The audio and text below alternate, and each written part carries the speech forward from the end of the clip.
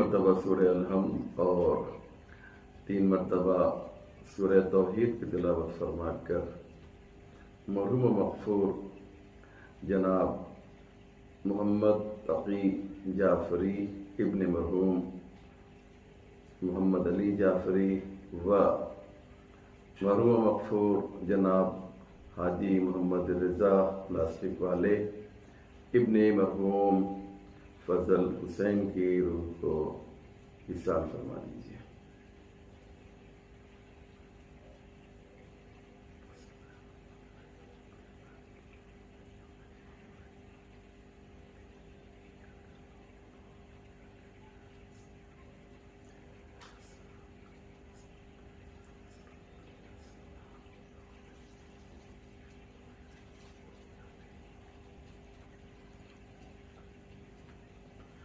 لا حول ولا قوة إلا بالله العلي العظيم حسبنا الله ونعم الوكيل نعم المولى ونعم النصير أعوذ بالله من الشيطان اللعين الرجيم بسم الله الرحمن الرحيم الحمد للہ رب العالمین والصلاة والسلام والتحیۃ والاکرام علی سید الانبیاء والمرسلین مولانا ابی القاسم محمد اللہم صلی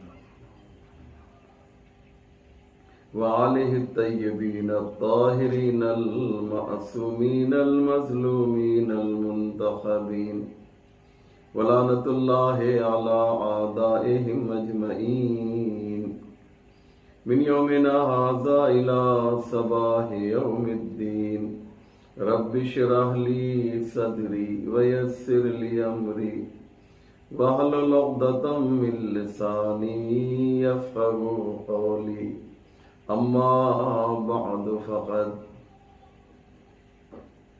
قال رسول اللہ صلی اللہ علیہ وآلہ وسلم فاطمۃ بضعۃ منی من آذاها فقد آذانی ومن آذانی فقد آذى اللہ ومن آذى اللہ فقد کفر۔ مومنین کرام و ناظرین ذوی الاحترام، السلام علیکم ورحمۃ اللہ وبرکاتہ۔ یہ مجلس بعنوان مجلس ایصال ثواب، بعنوان مجلس ترحیم برگزار کی جا رہی ہے۔ دو بہت ہی امپورٹنٹ اور اہم شخصیتوں کی روح کو مزید شاد کرنے کے لیے، ان کی قبر کو اور زیادہ روشن و منور کرنے کے لیے، ان کے درجات کو اور زیادہ بلند کرنے کے لیے یہ مجلس پیش کی جا رہی ہے۔ پہلی شخصیت جناب مرحوم محمد تقی جعفری، جو جناب جلال جعفری صاحب کے والد بزرگوار ہیں۔ مجھے یہ بتایا گیا کہ جب انہوں نے وطن کے نام پر ایک گیت لکھا تو خود پریزیڈنٹ راجندر پرساد نے انہیں اس کے لیے بلایا اور ان کے فرزند نے وہ فوٹو بھی مجھے دکھائی کہ جس میں مرحوم محمد تقی جعفری صدر مملکت کے ساتھ بیٹھے ہوئے ہیں۔ ایسی شخصیتیں ہمارے لیے بہت ہی امپورٹنٹ اور اہم ہیں۔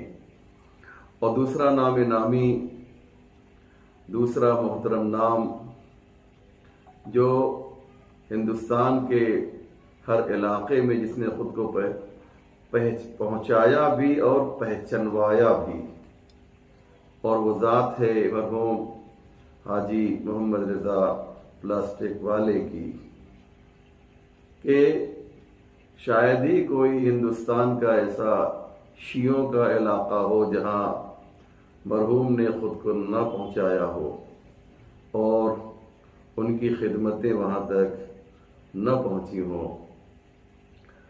میری ان کی بیٹی سے، مرحوم کی بیٹی سے جو بات ہوئی ٹیلی فون پر، تو میں نے ان سے یہی کہا کہ آپ روئیے نہیں اور یہ بات جان لیجئے کہ آپ کے والد مرحوم یقیناً جنتی ہیں، ان کے جنتی ہونے میں شک بالکل نہیں ہے، کیونکہ اللہ کو اس کی نماز بہت پسند، اللہ کو اس کی عبادت بہت پسند، اللہ کو اس کی تسبیح و تحلیل بہت پسند ہے، لیکن اس سے زیادہ پروردگار بندوں کی خدمت کو پسند کرتا ہے۔ یعنی وہ انسان جو اپنے لیے زندہ نہیں رہتا بلکہ دوسروں کے لیے زندہ رہتا ہے، اللہ اس سے بے انتہا محبت کرتا ہے۔ یاد رکھیں مومنین کہ جو لوگ دوسروں کے لیے زندہ رہتے ہیں وہی انسان کامل ہیں۔ اپنی پرسنل زندگی گزارنے کے لیے اپنے بچوں کو پالنا یہ کافی نہیں ہے، یعنی انسان خود اپنی زندگی بسر کرے، اپنے لیے کسب معاش کرے، اپنے لیے روزی روٹی حاصل کرے، اور اس کے بعد اپنی فیملی، اپنے بچوں کے لیے یہ کام تو ایک چھوٹی سی چڑیا ہے جسے فارسی میں کنجش کہتے ہیں، اردو میں گوریا کہتے ہیں، ایک چھوٹی سی چڑیا ہے، لیکن اس کی خاصیت یہ ہے مومنین کہ یہ جو ہے یہ اپنا پیٹ بھی پال لیتی ہے اور اپنے بچوں کے منقار میں لا کر دانہ ڈال دیا کرتی ہے۔ تو مجھے انصاف سے بتائیے کہ اگر انسان بھی ایسا ہو جو اپنا پیٹ پالے، اپنے بچوں کے لیے روزی روٹی کا انتظام کرے، تو اس انسان میں جو اشرف مخلوقات ہے، جو لقد کرمنا بنی آدم کا تاج اپنے سر پہ رکھے ہوئے ہے، جو اشرفیت کے نشے میں چور ہے، اس انسان میں اور اس جانور میں کیا فرق ہے؟ اس لیے حقیقی انسان وہ ہے جو مرحوم حاجی محمد رضا پلاسٹک والے کی طرح زندگی بسر کرے، جس نے اپنی پوری زندگی جو ہے خدمت خلق میں، لوگوں کو آسائش و راحت پہنچانے میں اس نے اپنی پوری زندگی خرچ کر دی۔ ہم سیلوٹ کرتے ہیں، ہم سلام کرتے ہیں ایسے افراد کو کہ جو سماج کے لیے، جو معاشرے کے لیے، جو سوسائٹی کے لیے زندہ رہتے ہیں۔ مومنین، چونکہ یہ ایام، یہ دن اور یہ ماہ جمادی الثانی جو ہے جناب فاطمہ زہرا سلام اللہ علیہا سے منسوب ہے۔ 3 جمادی الثانی کو آپ کی شہادت، 20 جمادی الثانی کو آپ کی ولادت۔ اس لیے میں یہ چاہتا ہوں کہ آج کی یہ جو اہم مجلس ہے اس میں جناب فاطمہ زہرا کا تذکرہ کیا جائے، اور یہ ذات، یہ مقدس ذات، اس کے فضائل میں کیا بیان کر سکتا ہوں، جس کے فضائل پروردگار خود بیان کرتا ہے۔ جب فاطمہ زہرا سلام اللہ علیہا اور ان کے ساتھ یہ پنجتن آ جاتے ہیں، فَلَمَّا اكْتَمَلْنَا جَمِيعًا کی آواز بلند ہوتی ہے، تو اللہ فرشتوں سے کہتا ہے فاطمہ زہرا کا قصیدہ پڑھ کر، جب فرشتوں نے پوچھا یا رب ومن تحت الکساء، اے میرے پروردگار چادر کے نیچے کون ہے، چادر کے اندر کون ہے، تو اللہ نے قصیدہ زہرا پڑھا اور آواز دی، ہم فاطمہ تو و ابوہا و بالوہا و بنوہا، چادر میں فاطمہ ہیں، فاطمہ کے والد ہیں، فاطمہ کے شوہر ہیں، فاطمہ کے بچے ہیں۔ آپ نے اندازہ لگایا عزیزو، یہ پروردگار عالم جو ہے یہ بتانا چاہتا ہے کہ دیکھو میں فاطمہ کے ذریعے سے رسول کو پہچانوا رہا ہوں، میں فاطمہ کے ذریعے سے علی کو پہچانوا رہا ہوں، میں فاطمہ کے ذریعے سے حسنین کو پہچانوا رہا ہوں۔ اصل میں مقصد یہ ہے کہ میں آج خود زہرا کا قصیدہ پڑھ رہا ہوں، آج میں خود فاطمہ زہرا کی حمد کر رہا ہوں۔ وہ شخص، وہ ذات، بلکہ کہا جائے وہ ذات گرامی کہ جسے رسول کہا جاتا ہے، جس کی کائنات حمد کرتی ہے، آج اسی کی بیٹی کی تعریف جو ہے خود پروردگار کر رہا ہے۔ بلکہ میں الفاظ کو اور بہتر کر کے آپ کے سامنے پیش کروں کہ کائنات جس خدا کی تعریف کرتی ہے، الحمدللہ رب العالمین، ساری تعریفیں اس اللہ کے لیے ہیں جو عالمین کا رب ہے۔ آج وہی خدا جب اہل بیت علیہ السلام چادر کے اندر آ گئے تو زہرائے مرضیہ کی تعریف کر رہا ہے، ہم فاطمۃ و ابوہا و بالہا و بنوہا، اور اس سے یہ اعلان کر رہا ہے کہ دیکھو عظمت فاطمہ زہرا کیا ہے، فاطمہ زہرا کی عظمت کیا ہے۔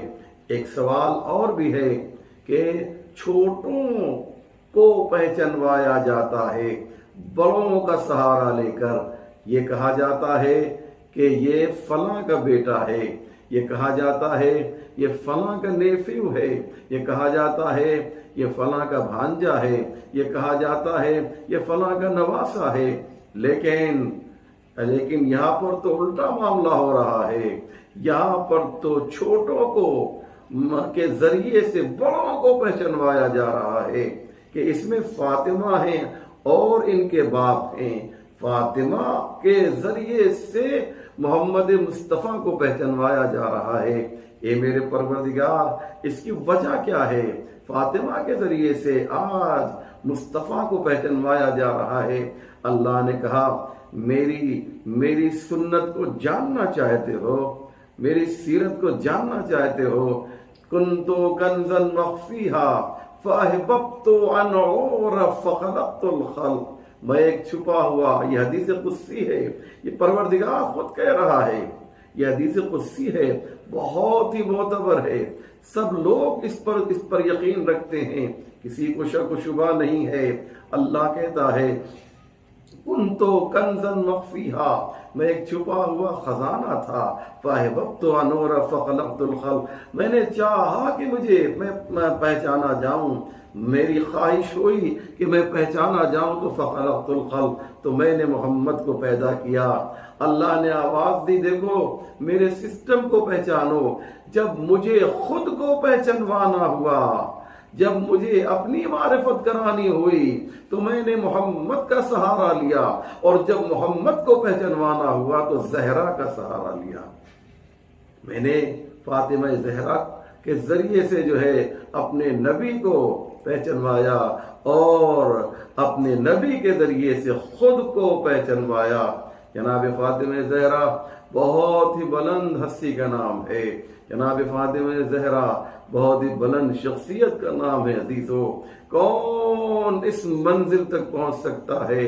کائنات میں کون ہے کہ جو زہرا جیسا ہو سکے؟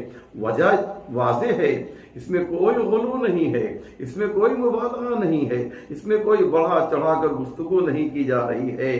آپ سوچئے، تصور کیجئے، ایک بزم سجی ہوئی ہے، اس میں آدم بھی ہیں، نوح بھی ہیں، ابراہیم بھی ہیں، موسیٰ و عیسیٰ بھی ہیں، محمد مصطفیٰ بھی ہیں، اور اس بزم کے اندر جب فاطمہ زہرا آ جائیں تو اب پیغمبر بھی تعظیم کے لیے کھڑے ہو رہے ہیں، اب آدم بھی تعظیم کے لیے کھڑے ہو رہے ہیں، اب نوح بھی تعظیم کے لیے کھڑے ہو رہے ہیں، اب موسیٰ و عیسیٰ بھی تعظیم کے لیے کھڑے ہو رہے ہیں، اب ابراہیم خلیل بھی تعظیم کے لیے کھڑے ہو رہے ہیں۔ یہ انبیاء جو ہیں تعظیم نہیں کر رہے ہیں بلکہ زہرا کی عظمت کو سلام کر رہے ہیں۔ تو سوچئے زہرا کتنی بلند ہیں، زہرا کتنی عظیم ہیں، اسی لیے عزیزو، اسی لیے آپ کو آپ کے سلسلے میں جب ایک صحابی نے پوچھا، آپ نے جب وہ حدیث بیان کیا صاحب کے دوران کہ میری بیٹی فاطمہ ہے سیدۃ نساء العالمین، بہت توجہ کیجئے گا، میری بیٹی فاطمہ جو ہے وہ عالمین کی عورتوں کی سردار ہے۔ ایک سوال کرنے والے نے پیغمبر سے اس حدیث کے بیان کرنے کے بعد سوال کیا، یا رسول اللہ، آپ جو یہ کہہ رہے ہیں کہ فاطمہ عالمین کی عورتوں کی سردار ہے، تو یہی تو بات جناب مریم کے لیے بھی ہے۔ جناب مریم بھی عالمین کی عورتوں کی سردار ہیں، اور بالکل صحیح ہے۔ جس صحابی نے پیغمبر سے یہ سوال کیا ہے، میری جان قربان ہو جائے ایسے صحابی کے اوپر جو یہ انداز بتا رہا ہے کہ وہ صحابی چاہتا ہے کہ عظمت زہرا بیان ہو سکے، اللہ اکبر، فاطمہ زہرا کے فضائل واضح ہو سکیں، اس کے سوال کا انداز بتا رہا ہے۔ اسے معلوم تھا کہ پیغمبر جواب دیں گے جب ہم یہ سوال کریں گے کہ یا رسول اللہ، آپ کہتے ہیں کہ فاطمہ عالمین کی عورتوں کی سردار ہے، تو یہی خصوصیت تو جناب مریم کے لیے بھی ہے۔ توجہ کیجئے عزیزو، یہی بات تو جناب مریم کے لیے بھی ہے۔ مریم بھی عالمین کی عورتوں کی سردار، اور یہ بات میں ہوا میں نہیں کہہ رہا ہوں، یہ کوئی خطابت نہیں ہے، یہ کوئی ذاکری نہیں، یہ قرآن اعلان کر رہا ہے کہ یا مریم ان اللہ اصطفاک وطہرک واصطفاک علی نساء العالمین، اے مریم، اللہ نے تمہیں منتخب کیا ہے اور تمہیں پاک و پاکیزہ رکھا ہے، واصطفاک علی نساء العالمین، عالمین کی عورتوں میں جو ہے تمہیں منتخب کیا ہے، تمہیں سرداری عطا کی ہے، تمہیں شرف عطا کیا ہے، تمہیں بزرگی عطا کی ہے۔ تو مریم بھی عالمین کی عورتوں کی سردار، فاطمہ بھی عالمین کی عورتوں کی سردار۔ صاحب یہ رسول کھڑا ہوتا ہے، یا رسول اللہ، ہاتھوں کو جوڑ کر، دست ادب جوڑ کر آپ سے ایک سوال کرنا چاہتا ہوں کہ تو پھر فاطمہ میں اور مریم میں فرق کیا ہوا؟ اور یہ ہم جانتے ہیں کہ فاطمہ مریم سے بلند ہیں، آپ کی بیٹی کی عظمت جناب مریم سے زیادہ ہے، مریم بہت بلند ہے، مریم کی عظمت کو ہمارا سلام ہو، مریم کی فضیلت کو ہمارا سلام ہو، ایک عظیم خاتون ہے جناب مریم۔ لیکن جب مریم کا مقابلہ جو ہے فاطمہ زہرا سے ہوگا تو ظاہر سی بات ہے کہ مریم جو ہیں وہ فاطمہ سے کم تر نظر آئیں گی۔ اور کیوں نہ ہو جب ظہور امام زمان ہوگا، امام زمانہ کا ظہور ہوگا، تو فاطمہ کا بیٹا بھی ظاہر ہوگا اور مریم کا بیٹا بھی سامنے آئے گا، اور مریم کا بیٹا جو ہے نماز کا وقت ہوگا تو فاطمہ کے بیٹے کے سامنے ہاتھوں کو جوڑ کر کہے گا، آپ امام ہیں، آپ نماز پڑھائیے۔ فاطمہ کا بیٹا امام ہوگا، مریم کا بیٹا مأموم ہوگا۔ فاطمہ کا بیٹا جو ہے وہ بلند ہوگا، مریم بہت بلند، لیکن فاطمہ کے مقابلے میں نہیں۔ جناب عیسیٰ بہت بلند ہیں، جناب عیسیٰ نبی ہیں، جناب عیسیٰ رسول ہیں، جناب عیسیٰ بڑے رسول ہیں، جناب عیسیٰ صاحب کتاب ہیں، جناب عیسیٰ صاحب شریعت ہیں، یہ روح اللہ ساری فضیلتیں ہیں۔ لیکن عیسیٰ جب امام زمانہ کے مقابلے میں آئیں گے تو عیسیٰ معموم بن کے بتائیں گے، یہ سب ہونے کے بعد بھی ہم فرزند زہرا کے مقابلے میں جو ہے کچھ نہیں ہیں۔ تو مریم بھی عالمین کی عورتوں کی سردار، زہرا بھی عالمین کی عورتوں کی سردار۔ یا رسول اللہ، صحابی نے پوچھا تو ہم کیسے سمجھیں کہ فاطمہ اور مریم میں جو ہے فاطمہ بلند ہیں؟ یہ تو ہم جانتے ہیں، لیکن آپ بتائیے تو کہ فاطمہ جو ہیں کیسے بلند ہیں؟ کہا تم نے بڑا اچھا سوال کیا، تم نے بڑا پیارا سوال کیا کہ فاطمہ جو ہیں اور مریم میں جو ہے کون بلند ہے جب دونوں عالمین کی عورتوں کی سردار ہیں؟ تو پیغمبر نے کہا سنو، مریم اپنے زمانے کی عورتوں کی سردار ہیں، لیکن فاطمہ صبح آدم سے لے کر صبح قیامت تک جتنی عورتیں پیدا ہو چکی ہیں اور جتنی عورتیں قیامت تک پیدا ہوتی رہیں گی، فاطمہ ان تمام عورتوں کی سردار ہیں۔ آپ نے اندازہ لگایا عزیزان محترم، فاطمہ بلند ہیں۔ جناب فاطمہ کی جو عظمت ہے اسے سمجھنے کی ضرورت ہے، اسے سمجھنے کی ضرورت ہے۔ اور آپ کی خدمت میں عرض کروں عزیزو کہ آپ کی جو تاریخ ولادت ہے وہ ہے 20 جمادی الثانی پنجم بعثت۔ یہ بعثت کیا کسے کہتے ہیں؟ میں اپنے چھوٹے بھائیوں کے لیے عرض کر دوں کہ الگ الگ کیلنڈر اسلام میں آپ کو ملیں گے۔ ایک کیلنڈر ہے جسے عام الفیل کہا جاتا ہے، ایک کیلنڈر ہے جسے بعثت کہا جاتا ہے، ایک کیلنڈر ہے جسے ہجری کہا جاتا ہے۔ عام الفیل پیغمبر کی ولادت کب ہوئی ہے؟ اگر کوئی آپ سے پوچھے تو آپ کیا بتائیں گے؟ اس سال کا نام کیا ہے جس سال پیغمبر کی ولادت ہوئی ہے؟ تو لوگ بتائیں گے کہ پیغمبر کی جو ولادت ہے وہ یکم عام الفیل کو ہوئی ہے۔ توجہ کر رہے ہیں نا؟ یکم عام الفیل کو، یہ اس وقت کیا ہوا تھا؟ عام الفیل یعنی ہاتھی کا سال، ایئر آف ایلیفینٹ۔ یہ ہاتھی کا سال کیا ہوتا ہے؟ اس موقع پر اس سال جو ہے ابرہا آیا تھا کعبے کو منہدم کرنے کے لیے، اس لیے اسے عام الفیل کہا گیا، اور اسی سال پیغمبر کی ولادت ہوئی تھی تو اسے عام الفیل کہا گیا۔ بعثت کسے کہتے ہیں؟ میں بہت مختصر کر رہا ہوں بات کو۔ بعثت کسے کہا جاتا ہے؟ تو بعثت جو ہے جس سال پیغمبر اسلام نے اپنی رسالت کا اعلان کیا ہے اسے بعثت کہا جاتا ہے۔ بات واضح ہو رہی ہے؟ تو بعثت، اور جس سال پیغمبر نے مدینے سے مکے کی جانب مکے سے مدینے کی جانب ہجرت کی ہے اس کو جو ہے ہجری کہا جاتا ہے۔ بات واضح ہو رہی ہے نا عزیزو؟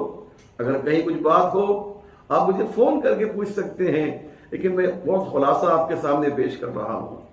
تو جناب فاطمہ زہرا کی تاریخ ولادت جو ہے وہ 5 بعثت ہے۔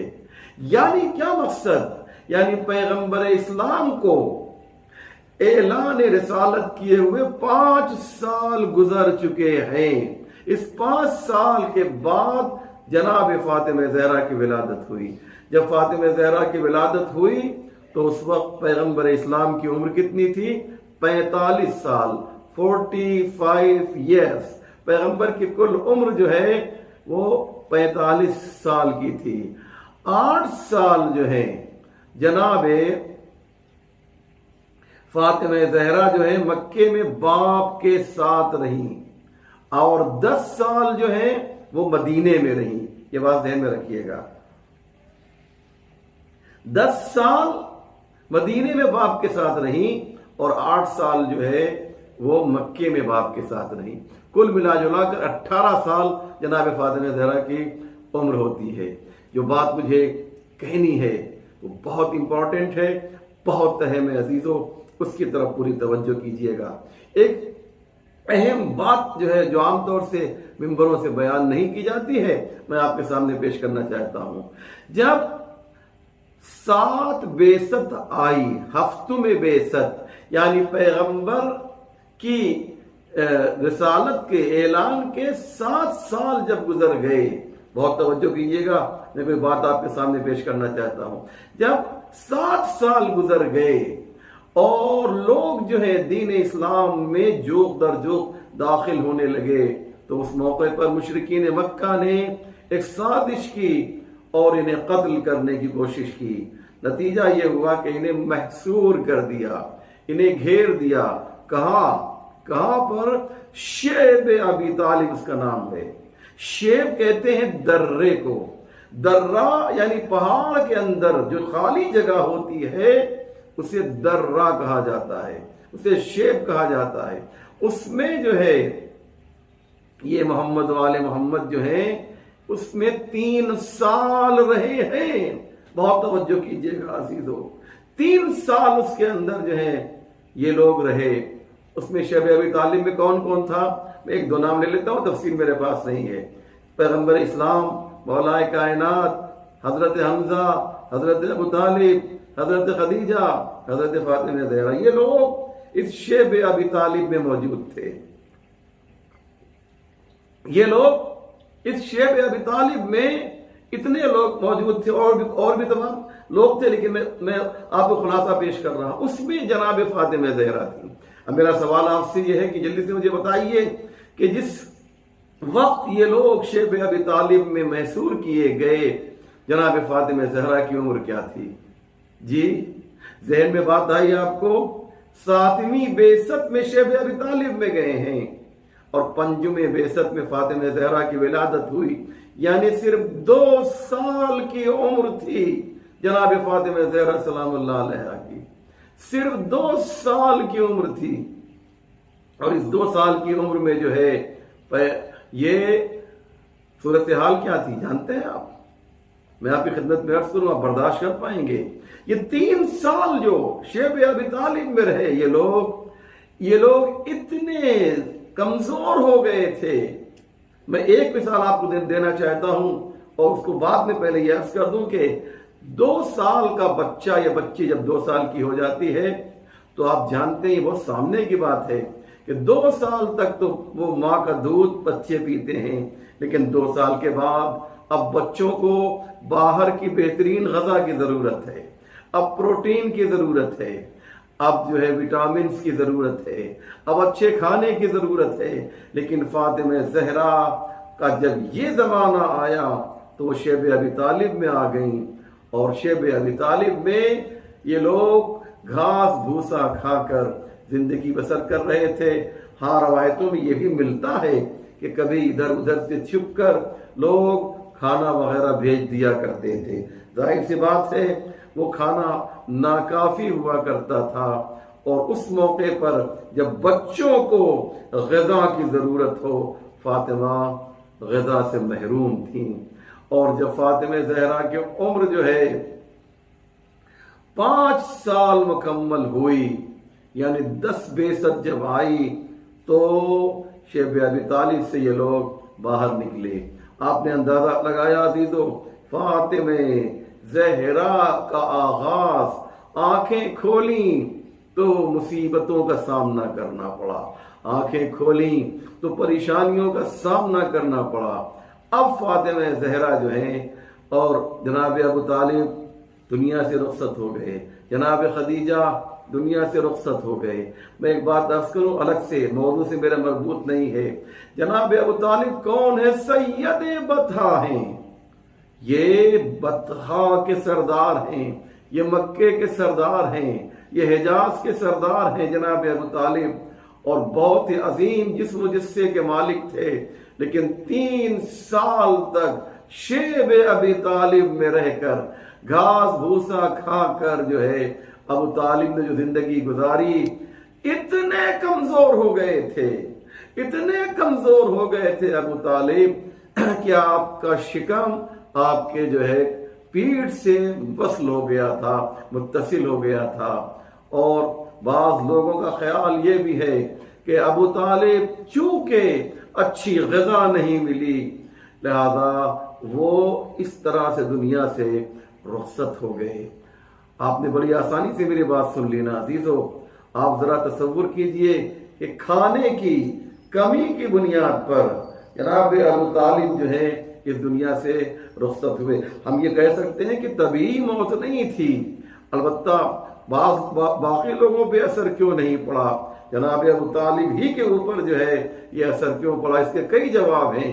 ایک جواب یہ ہے کہ گھر میں جب کھانے کی قلت ہو تو ہوتا یہ ہے کہ بڑے جو ہوتے ہیں وہ قربانی دیتے ہیں اور چاہتے یہ ہیں کہ چھوٹوں تک کھانا پہنچ جائے. ہم تو صبر کر سکتے ہیں لیکن جو ہم سے چھوٹا ہے وہ صبر نہیں کر سکتا. لہذا عزیزو جناب فاطمہ زہرا جو ہیں، جناب فاطمہ زہرا وہ شیب ابی طالب میں رہیں۔ ادھر جناب خدیجہ کون ہیں؟ ملکۃ العرب کہا گیا ہے ان کو، جناب خدیجہ کو ملکۃ العرب کہا گیا۔ ملکۃ العرب، ملکہ یعنی کوئین، ملکہ یعنی رانی۔ کیا جناب خدیجہ کے پاس کوئی گورنمنٹ تھی؟ جناب خدیجہ کے پاس کوئی حکومت تھی؟ نہیں عزیزو، کوئی حکومت نہیں تھی، لیکن دولت اتنی زیادہ تھی کہ وہ ملکۃ العرب کہی گئیں۔ یاد رکھیے گا، ملکۃ الحجاز نہیں کہا گیا جناب خدیجہ کو، بلکہ ملکۃ العرب کہا گیا۔ یعنی جہاں جہاں تک عرب کی سرحد پائی جاتی ہے جناب خدیجہ، وہاں تک جو ہے ان کی ملکیت ہے۔ اتنی دولت تھی، اتنا پیسہ تھا، لیکن جب جناب خدیجہ دنیا سے جانے لگی ہیں تو انہوں نے رسول اللہ سے وصیت کی تھی کہ اگر کفن کا انتظام نہ ہو سکے تو مجھے میرے اسی کپڑے میں دفن کر دیجیے گا۔ آپ نے اندازہ لگایا، بڑی آسانی سے آپ نے یہ بات لے لی۔ سوچئے اتنی مالدار خاتون، لیکن اسلام کی ترقی کے لیے، اسلام کو آگے بڑھنے کے لیے خدیجہ نے پورے مال کی قربانی دے دی۔ اب ابو طالب کے پاس جو کچھ بھی تھا وہ سب حفاظت محمد میں خرچ کیا۔ خدیجہ کے پاس جو کچھ بھی تھا ترویج و تبلیغ دین میں خرچ کیا۔ جو کچھ بھی جناب خدیجہ کے پاس تھا وہ سب انہوں نے جو ہے دے دیا۔ اب یہ سوچئے، ابو طالب کے پاس جو کچھ ہے ابو طالب نے دے دیا، خدیجہ کے پاس جو کچھ ہے خدیجہ نے دے دیا، تو اب اللہ کو بھی تو کچھ دینا چاہیے۔ ہل جزاء الاحسان الا الاحسان، احسان کا بدلہ احسان ہوا کرتا ہے۔ تو کیا دیا؟ اللہ تو نے خود ہی کہا ہے کہ احسان کا بدلہ احسان ہوتا ہے۔ تو ابو طالب کو کیا ملنا چاہیے؟ ابو طالب کی قربانیوں کے بدلے میں ابو طالب کو کیا ملنا چاہیے؟ خدیجہ کی قربانیوں کے بدلے میں خدیجہ کو کیا ملنا چاہیے؟ اللہ نے آواز دی، اے خدیجہ تمہاری قربانی بہت عظیم ہے، لیکن پھر بھی اس میں ایک لمیٹیشن ہے، اور ہم جو عطا کریں گے، ہمارا جو خزانہ ہے وہ خزانے غیر محدود ہے، اور تم نے جو کچھ دیا ہے وہ تمہاری عطا جو ہے وہ محدود ہوگی۔ اے ابو طالب تم نے جو کچھ بھی ہماری راہ میں خرچ کیا ہے وہ پھر بھی محدود ہوگا، کتنا ہی زیادہ کیوں نہ ہو، لیکن میرا جو خزانہ ہے وہ لامحدود ہے، اس میں کوئی لمٹ نہیں پائی جاتی ہے۔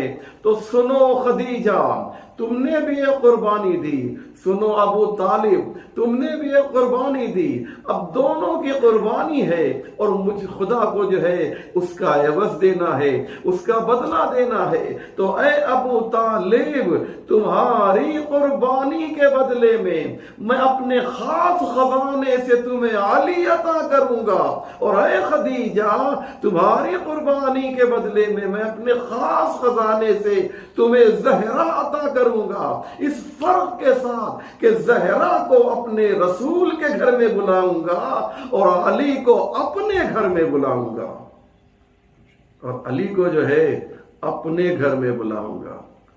اس لیے ہل جزاء الاحسان الا الاحسان۔ اور جب زہرا کو بھیجا نا تو کیا شان سے اعلان کیا، مقام افتخار میں خدا جو ہے اعلان کر رہا ہے۔ کیا اعلان کر رہا ہے؟ کہتا ہے انا اعطیناک الکوثر، میرے نبی ہم نے آپ کو کوثر عطا کیا ہے، ہم نے کر دیا۔ انا اعطینا، جناب فاطمہ زہرا کی جب ولادت ہو گئی تو کیا کہا؟ انا اعطیناک الکوثر، ہم نے آپ کو کوثر عطا کر دیا۔ اعطینا جو ہے یہ فعل ماضی ہے، اعطینا جو ہے یہ پاسٹ ٹینس ہے۔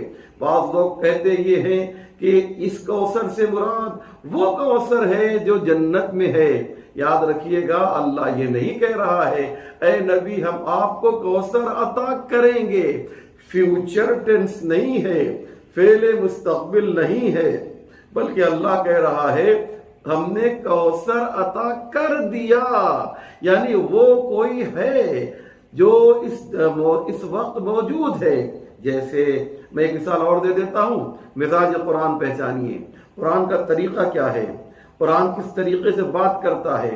ارشاد ہوتا ہے کہ لقد آتیناک سبعا من المثانی والقرآن العظیم، میرے نبی ہم نے آپ کو سورہ الحمد عطا کر دیا ہے۔ اللہ اکبر، لقد آتیناک سبعا من المثانی والقرآن العظیم، اور ہم نے قرآن عظیم عطا کر دیا ہے، یہ نہیں کہ بعد میں عطا کریں گے۔ سورہ الحمد تم تلاوت کرتے ہو، تم نماز میں سورہ الحمد پڑھتے ہو، ہم نے تمہیں عطا کر دیا ہے، اور جو چیز عطا نہیں کی ہے بعد میں عطا کرے گا۔ یہاں پر بھی فعل ماضی ہے، یہاں بھی پاسٹ ٹینس ہے، لیکن جو چیز عطا کرنا ہے خدا کو، اس کے لیے فیوچر ٹینس لے کر آتا ہے، اس کے لیے فعل ماضی لے کر آتا ہے۔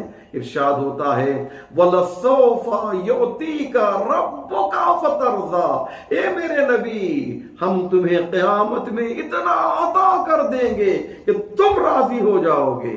یہاں پر فعل مستقبل ہے، یہاں پر فیوچر ٹینس ہے، چونکہ محشر میں عطا کرے گا۔ محشر میں کیا عطا کرے گا؟ شفاعت کا حق میرے نبی کو دیا جائے گا۔ میرا نبی ان لوگوں کو کہ جن میں تھوڑے بہت ان کے نام اعمال میں گناہ آ گئے ہوں گے، 100% گناہ نہیں، تھوڑے بہت گناہ ہوں گے، تو ہمارا نبی شفاعت کرے گا۔ تمام علماء نے اس بارے میں لکھا ہے، سنی اور شیعہ تقریباً سب نے لکھا ہے وَلَسَوْفَ يُعْتِيكَ رَبُّكَ فَتَرْضَىٰ، میرے نبی آپ کو اتنا عطا کر دیا جائے گا، اتنا دے دیا جائے گا کہ آپ راضی ہو جائیں گے۔ آپ راضی کیسے ہوں گے؟ جب گنہگاروں کو بخشوائیں گے، اور سارے گنہگار، میں نے عرض کیا گنہگار میں بھی اس کی ایک حد ہوتی ہے، تو جب وہ ان کو وہ بخش دیے جائیں گے تو اللہ پوچھے گا ارضیت یا محمد، اے محمد اب راضی ہو گئے؟ تمہارے چاہنے والوں کو جو ہے ہم نے بہشت میں بھیج دیا، تمہارے چاہنے والوں کو ہم نے جنت میں بھیج دیا، ارضیت یا محمد، راضی ہو گئے؟ تو پیغمبر کہیں نعم، ہاں میرے پروردگار، ای ربی، ہاں میرے پروردگار، اب میں راضی ہو گیا۔ تو یہ آپ نے اندازہ لگایا کہ کوثر جو ہے، اللہ نے کہا کہ انا اعطینا کل کوثر، ہم نے کوثر عطا کر دیا، فاطمہ کو دے رہا ہے، تو کہتا ہے کہ انا اعطینا کل کوثر۔ اور دوسری دلیل سنیے کہ کوثر سے مراد جو ہے زہرا ہیں، کوثر سے مراد زہرا ہیں۔ اس کی دلیل سنیے کیا ہے، بہت ہی پیاری دلیل ہے، بہت ہی خوبصورت دلیل ہے، آپ اسے انشاءاللہ آپ محظوظ ہوں گے جو میں دلیل پیش کرنے جا رہا ہوں۔ پھر خدا کہتا ہے فَصَلِّ لِرَبِّكَ، ہم نے کوثر عطا کر دیا تو تم اللہ کے لیے نماز پڑھو۔ یہ کون سی نماز ہے؟ توجہ کیجئے گا، یہ کون سی نماز ہے؟ یہ نماز شکر ہے۔ اور یاد رکھیے گا شکر کب کیا جاتا ہے؟ نعمت ملنے کی امید پر شکر نہیں ہوتا، نعمت مل جانے پہ شکر ہوتا ہے۔ اللہ اکبر، نعمت جو ہے جب مل جاتی ہے نا، مثال کے طور پر ہمارا ایک رشتہ دار، ایک دوست امتحان میں پاس ہو جائے، تو جب وہ پاس ہو جائے گا تب ہم کہیں گے شکر خدا ہے، لیکن احتمال کی بنیاد پر شکر نہیں ہے۔ تو شکر نعمت کے ملنے کے بعد ہوتا ہے۔ زہرا مل گئی ہے تجھے میرے نبی، میرے حبیب، میرے چاہنے والے نبی، تو فصل لربک، تو کیا کر، تو جو ہے اپنے رب کے لیے نماز پڑھ۔ یہ نماز شکر ہے، یعنی میں تجھے زہرا دے رہا ہوں، تو میری بارگاہ میں سجدہ ریز ہو جا، میں تجھے فاطمہ عطا کر رہا ہوں، تو میری بارگاہ میں حاضر ہو کر میرے لیے نماز پڑھ لے۔ فصل لربک وانحر، اور قربانی دینا ہے، اور تجھے قربانی دینا ہے۔ یہ قربانی کون سی قربانی ہے نبی؟ یہ اس کا تعلق زہرا سے ہے۔ اللہ اکبر، زہرا سے کس قربانی کا ربط ہے؟ زہرا سے کس قربانی کا رشتہ ہے؟ یہاں بھی بعض لوگ کہتے ہیں کہ ونہر سے مراد اونٹ کی قربانی ہے۔ نہیں عزیزو، زہرا کا نام آئے اور قربانی کا لفظ آئے تو ایک ہی قربانی سمجھ میں آتی ہے، اور وہ زہرا کے بچوں کی قربانی ہے۔ اللہ اکبر، اور ان بچوں میں بھی بالخصوص امام حسین کی قربانی ہے۔ امام حسین نے قربانی جو دی ہے اس کا تذکرہ ہو رہا ہے۔ فَصَلِّ لِرَبِّكَ وَانْحَرْ، قربانی زہرا نے قربانی دی ہے۔ کیسی کیسی قربانی؟ بچوں کی قربانی۔ مولانا ابوالکلام آزاد لکھتے ہیں، وہ کہتے ہیں کیا خوبصورت بات کی کہ قربانی تو انبیاء نے دی ہے، قربانی تو اوصیاء نے دی ہے، قربانی تو اولیاء نے دی ہے، لیکن ان کی قربانی میں اور زہرا کے بچوں کی اور حسین کی قربانی میں فرق یہ ہے کہ انبیاء کی قربانی میں یہ سوال کیا جاتا ہے کہ انہوں نے قربانی میں کیا دیا ہے، اور حسین کی قربانی میں یہ سوال کیا جاتا ہے حسین نے قربانی میں کیا نہیں دیا ہے۔ حسین نے قربانی میں کیا نہیں دیا ہے، سب کچھ حسین نے قربان کر دیا۔ فصل لربک، اور حسین نے جب قربانی کربلا کے میدان میں جب حسین ابن علی نے قربانی دی ہے عزیزو، تو ایک وقت میں قربانی بھی دی ہے۔ اے رسول خدا، اللہ نے آپ سے کہا تھا کہ آپ نماز پڑھیے اور قربانی دیجئے۔ حسین نے دونوں کو میدان کربلا میں جمع کر دیا۔ عصر عاشور، ہاں عزادارو، عصر عاشور جو ہے، جب حسین زمین کربلا پر آئے اور لرغہ عادہ میں گر گئے، دشمنوں نے آپ کو کربلا میں گھیر لیا، چاروں طرف سے حملہ شروع ہوا، اور حسین گھوڑے پر سنبھل نہ سکے، حسین گھوڑے پر سنبھل نہ سکے عزیزو، زمین کربلا پر آئے، زمین کربلا پر آئے تو حسین نے کہا، نانا آپ سے اللہ نے کہا تھا نا کہ آپ نماز پڑھیے اور قربانی دیجئے۔ آج حسین ان دونوں چیزوں کو جمع کر رہا ہے، اور اپنے سر کو اپنے سر کو حسین نے سجدے میں رکھا، گویا عبادت شروع کی، گویا بندگی شروع کی۔ یہ نماز حسین تھی۔ اس نماز کی مثال کون پیش کر سکتا ہے؟ اس نماز کا جواب کون دے سکتا ہے؟ جو حسین نے کربلا کی زمین پر نماز ادا کی ہے، ایسی نماز مجھے تاریخ میں کہیں نہیں ملتی کہ ایک وقت میں نماز بھی ہو رہی ہے اور اسی موقع پر قربانی بھی ادا کی جا رہی ہے۔ اے شیمر، آ میرے سر کو میرے جسم سے الگ کر دے، میں اللہ کے اس حکم پہ عمل کرنا چاہتا ہوں جو میرے نانا کو دیا گیا تھا۔ لو، حسین کا سر جو ہے شبر قلم نہیں کر رہا ہے، حسین کا سر حسین کے جسم سے شبر جدا نہیں کر رہا ہے۔ حالت نماز میں حسین ہیں اور قربانی بھی دے رہے ہیں۔ اللہ اکبر، ایسی قربانی جو نہ کسی نبی نے دی، نہ کسی ولی نے دی، نہ کسی اور شخص نے دی، جو حسین نے دی۔ یہ قربانی بھی ہو رہی ہے، سجدہ بھی ہو رہا ہے، قربانی بھی ہو رہی ہے، عبادت پروردگار بھی ہو رہی ہے۔ ہاں عزادارو، اور وہ وقت بھی آیا عزیزو، وہ وقت بھی آیا کہ حسین کا سر تن سے جدا ہوا، آسمان سے ایک آواز بلند ہوئی، الا قد قتل الحسین بکربلا، الا قد ذبح الحسین بکربلا۔